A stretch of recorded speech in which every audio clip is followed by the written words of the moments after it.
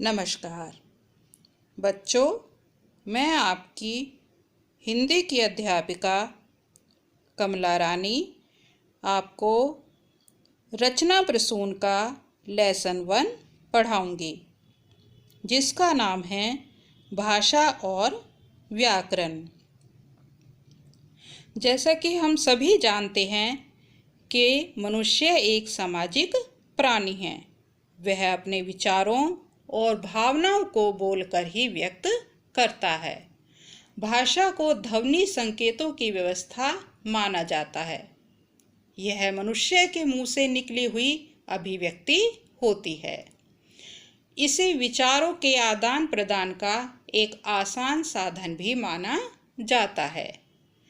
भाषा शब्द को संस्कृत की भाष धातु से लिया गया है, जिसका अर्थ है बोलना। बच्चा जब अपने आसपास के वातावरण और परिवार के सदस्यों की बातें सुनकर ही बोलना सीखता है। उसके सामने जिन वस्तुओं को दिखाकर उनके नाम बताए जाते हैं, वह उन वस्तुओं के चित्र नाम सहित अपने दिमाग में संजो लेता है और उन्हें जल्दी ही याद भी कर लेता है। चित्रों से भाषा सीखने में आसानी होती है। धीरे धीरे बच्चा शब्दों को पढ़ना और लिखना सीखता है। हम सभी बोलकर या लिखकर अपने भाव और विचार दूसरों तक पहुंचाते हैं और सुनकर या पढ़कर दूसरों के भावों को समझते हैं। इस प्रकार हम कह सकते हैं कि भाषा विचारों के आदान प्रदान का माध्यम है। भाषा विचारों के आदान प्रदान का माध्यम है।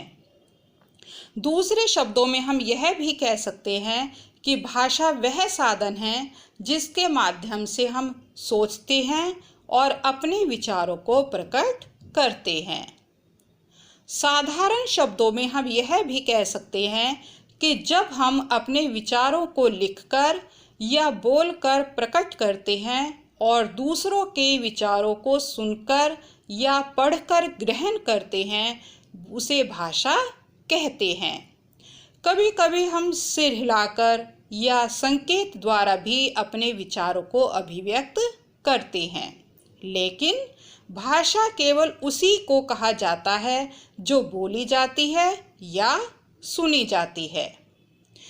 भाषा की परिभाषा समझने के बाद अब हम देखते हैं कि भाषा के कितने रूप होते हैं। भाषा के निम्नलिखित 2 रूप होते हैं। कौन कौन से?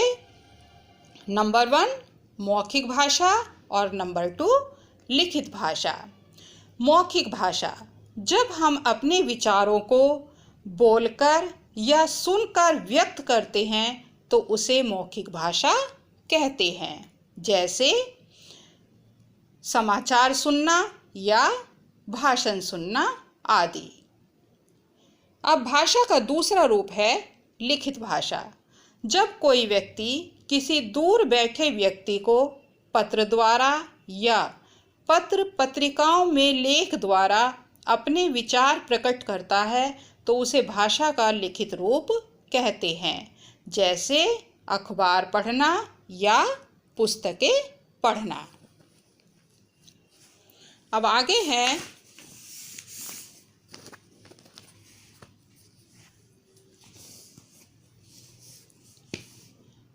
भारतीय भाषाएं। भारत में कितनी भाषाएं होती हैं?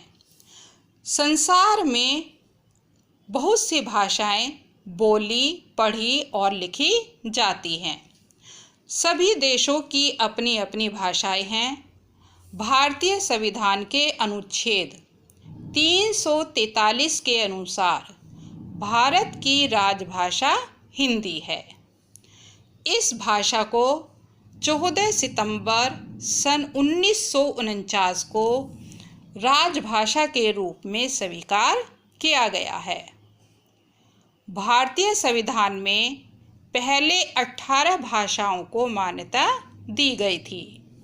परंतु अब उनमें 4 बोलियां और जोड़कर उन्हें भी भाषा का रूप दिया गया है। इन 4 बोलियों बोडो, डोगरी, मैथिली, कोंकणी को मिलाकर अब भारत में संविधान सम्मत 22 भाषाओं को मान्यता प्राप्त है, जो कि इस प्रकार हैं। 22 भाषाओं के बाद अब देखते हैं कि लिपि किसे कहते हैं। लिपि किसे कहते हैं? लिपि का शाब्दिक अर्थ होता है लीपना। भाषा के संबंध में इसका अर्थ है विचारों को लीपना अर्थात लिखना। मुख से निकलने वाली ध्वनियों को लिखने के लिए जो ध्वनि चिन्ह निर्धारित होते हैं उन्हें लिपि कहते हैं। अर्थात भाषा लिखने के ढंग को ही लिपि कहा जाता है। प्रत्येक भाषा की अपनी लिपि होती है। नीचे कुछ प्रमुख भाषाओं की लिपियां इस प्रकार हैं। तो ये भाषाएं हैं और ये उनकी लिपि दी गई हैं। जैसे हिंदी भाषा की लिपि देवनागरी होती है, अंग्रेजी भाषा की रोमन, संस्कृत की देवनागरी, गुजराती भाषा की देवनागरी, पंजाबी भाषा की गुरुमुखी, उर्दू भाषा की फारसी और मराठी भाषा की देवनागरी लिपि होती है। अब आगे है बोली। बोली किसे कहते हैं? बोली क्षेत्रीय भाषा होती है। बोली का अपना एक सीमित क्षेत्र होता है। केवल उस क्षेत्र विशेष में रहने वाले लोग ही उसे बोल या समझ सकते हैं। सीमित क्षेत्रों में बोली जाने वाली भाषा के रूप को बोली कहा जाता है। बोली का कोई लिखित रूप नहीं होता।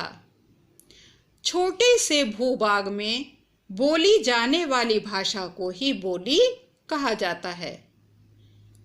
बोली को भाषा का प्रारंभिक रूप भी माना जाता है। बोली भाषा का स्थानीय रूप होती है। हम जानते हैं कि हर 10 किलोमीटर के बाद बोली बदल जाती है। बोली को लिख नहीं सकते, इसलिए इसका साहित्य मौखिक होता है, लेकिन भाषा को लिखा जाता है, इसलिए इसका साहित्य लिखित होता है। जब कोई बोली विकसित होती है तो वह साहित्य की भाषा का रूप ले लेती है। अलग अलग राज्यों में अलग अलग बोलियां बोली जाती हैं।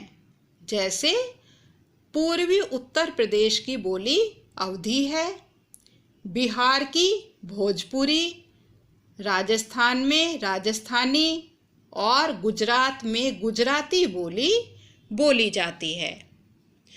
भाषा विस्तृत क्षेत्र में बोली जाती है। भारतवर्ष में 1652 बोलियां बोली जाती हैं। बोली के बाद अब हम देखते हैं कि व्याकरण किसे कहते हैं। व्याकरण वह शास्त्र है जिससे भाषा को शुद्ध रूप से लिखने, बोलने और पढ़ने का ज्ञान सीखा जाता है। भाषा को शुद्ध रूप से लिखने के लिए व्याकरण को जानने की बहुत ज़रूरत होती है। भाषा को प्रयोग करने के लिए हमें भाषा के नियमों को जानने की आवश्यकता होती है। इन्हीं नियमों की जानकारी हमें व्याकरण से मिलती है। कोई भी व्यक्ति व्याकरण को जाने बिना भाषा के शुद्ध रूप को नहीं सीख सकता। जैसे इन पिक्चरों में हम देखकर बता सकते हैं कि इन पिक्चरों में क्या हो रहा है। तो पहला सेंटेंस है रजनी खेल रहा है, और दूसरा है रजनी खेल रही है।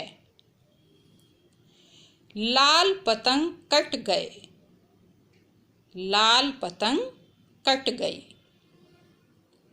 गाय दूध देता है, गाय दूध देती है। उपयुक्त वाक्यों में पहले वाक्य गलत हैं और दूसरे वाक्य सही हैं। जैसे रजनी खेल रहा है, रजनी स्त्रीलिंग है और खेल रहा है ये हमारी क्रिया क्या बता रही है, पुल्लिंग। तो रजनी खेल रही है, इसमें रजनी स्त्रीलिंग के साथ खेल रही भी हमें स्त्रीलिंग का ही प्रयोग करना है। रजनी खेल रही है। तो हम इन्हें देखकर बता सकते हैं कि इन चीज़ों का हमें ज्ञान किससे प्राप्त हुआ, व्याकरण से ज्ञान प्राप्त करके। आपस में बातचीत करते समय जब हम शब्दों का अशुद्ध प्रयोग करते हैं तो इससे भाषा का अर्थ बदल जाता है। वह शास्त्र जो हमें भाषा के शुद्ध अशुद्ध प्रयोग का बोध करवाता है उसे व्याकरण कहते हैं। भाषा के शुद्ध ज्ञान के लिए व्याकरण का जानना अत्यावश्यक है।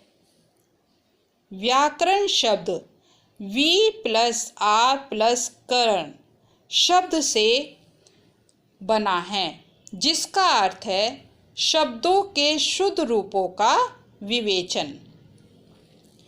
अतः हम कह सकते हैं कि व्याकरण ही एक ऐसा शास्त्र है जो कि हमें भाषा के शुद्ध बोलने, पढ़ने तथा लिखने संबंधी नियमों की जानकारी देता है। इस प्रकार हम कह सकते हैं कि व्याकरण वह शास्त्र है जिससे किसी भी भाषा के स्वरूप संबंधी नियमों का बोध होता है। अब देखेंगे कि व्याकरण में 3 बातें वर्णों, शब्दों और वाक्यों पर विचार किया जाता है, इसलिए इसे 3 भागों में बांटा गया है। वो 3 भाग कौन कौन से हैं?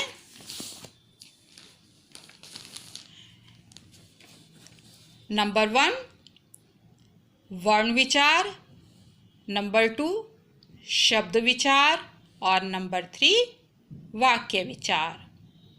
तो इस पूरे लेसन में हमने क्या क्या पढ़ा, भाषा किसे कहते हैं, उसके कितने रूप होते हैं, लिपि क्या होती है और व्याकरण से हमें किस बात का पता चलता है। जैसे भाषा किसे कहते हैं, भाषा के द्वारा हम अपने मन के भावों या विचारों को दूसरों के सामने प्रकट करते हैं।